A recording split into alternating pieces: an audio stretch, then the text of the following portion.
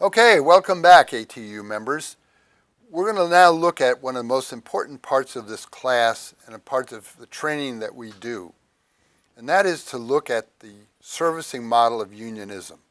And you're going to see the handout document lists the servicing model on one column and the organizing model in the other column, and I'm going to show you on the next slide what that is. But the problem is, for many years, people have looked at the union as if it's a cable TV provider. That is, they pay their dues and everything comes out with no effort. People who complain don't go to union meetings, they don't run for union office, they don't participate in union activities, their families are not involved.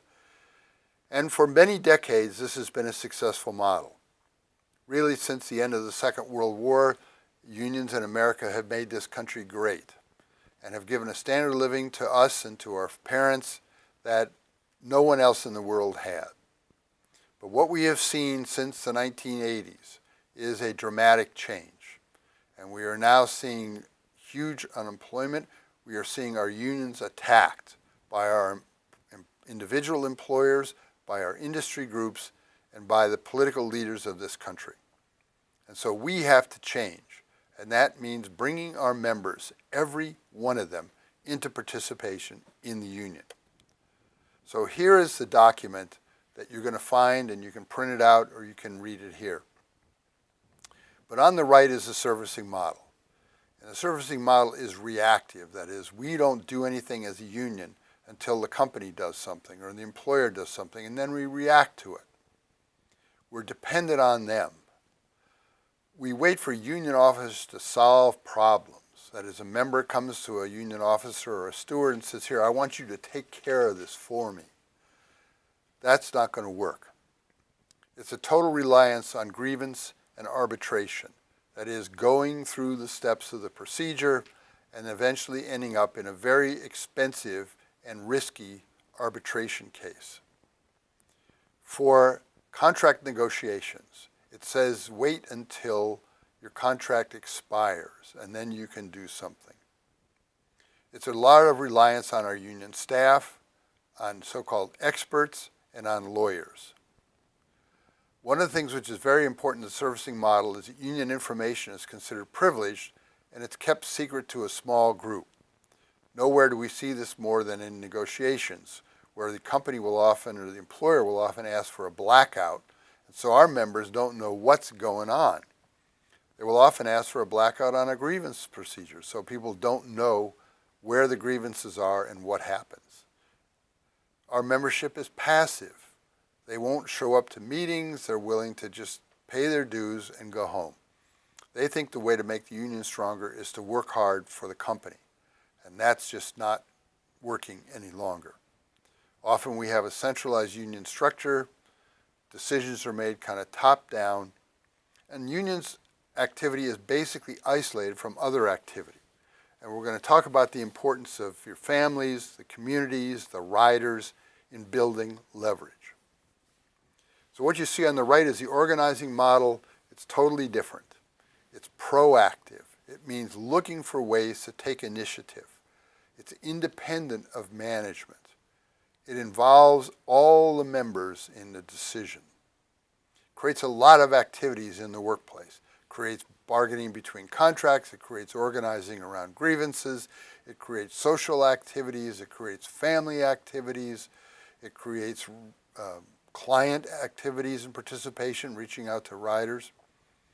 We're constantly negotiating for improvements. There's never a day where we don't think, how am I going to make this workplace better for me and my co-workers?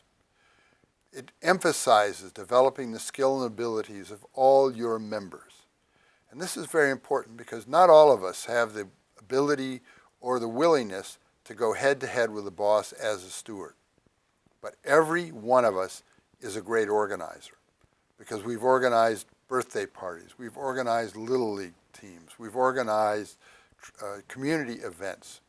And we need to put those skills to work to build the union, to bring in our families, to bring in the community, and to bring in our riders.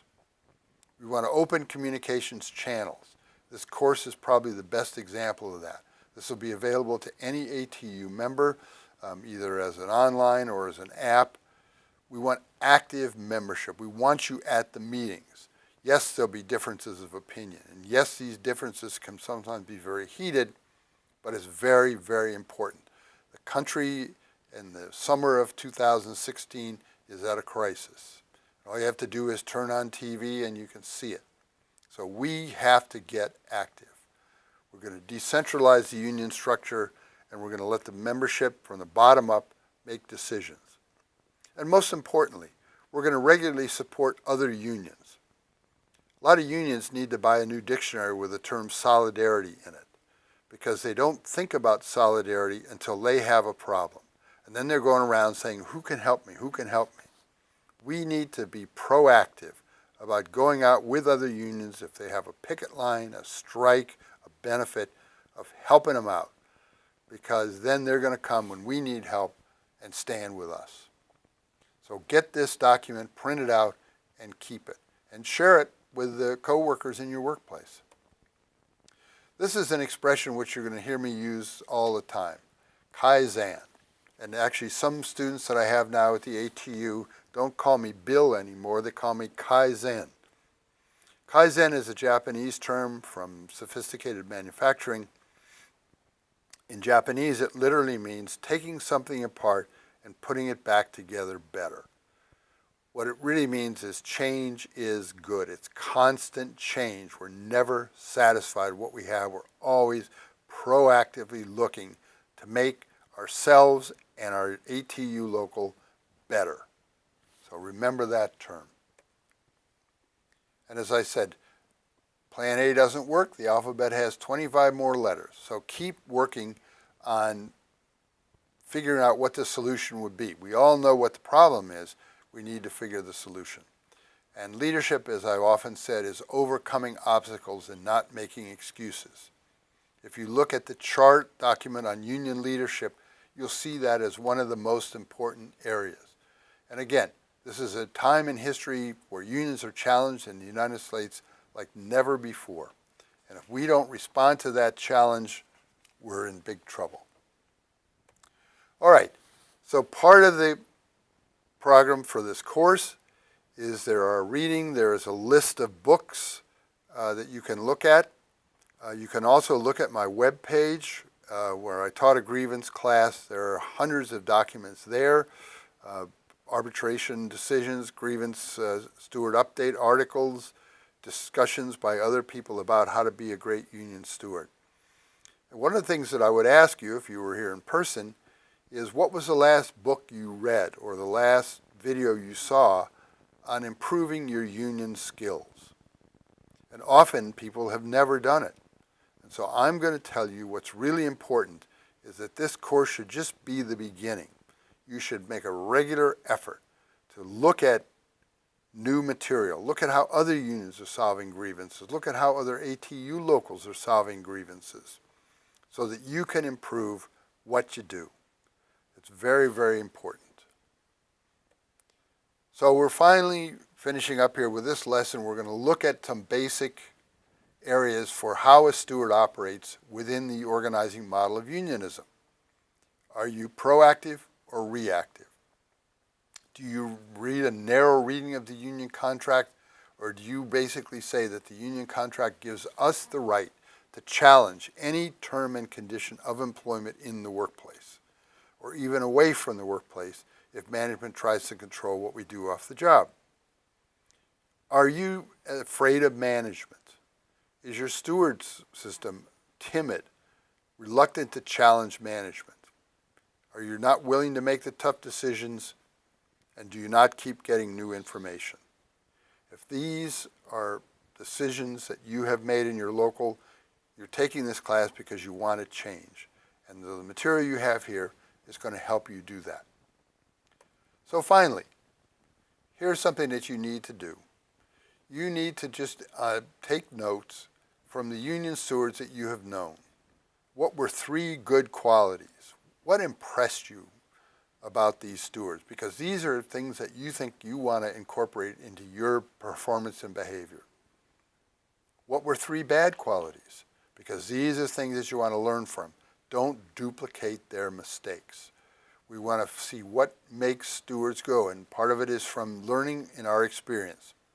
And one of the things about this steward class, or this grievance and arbitration class, every one of us has had an experience with a union steward. We've either been one or been represented by one. And when we saw that steward as the face of the union as a new hire, and it had a dramatic impact on us. And so we want to keep those positive qualities. We want to make sure that we don't duplicate the bad qualities. So this is the end of the first session. Now what I want you to do is go listen to a great song called Union Made. And it's on the YouTube, and every session we have, you're going to get a chance to listen to a great union song. So thank you, and we'll see you in session 2.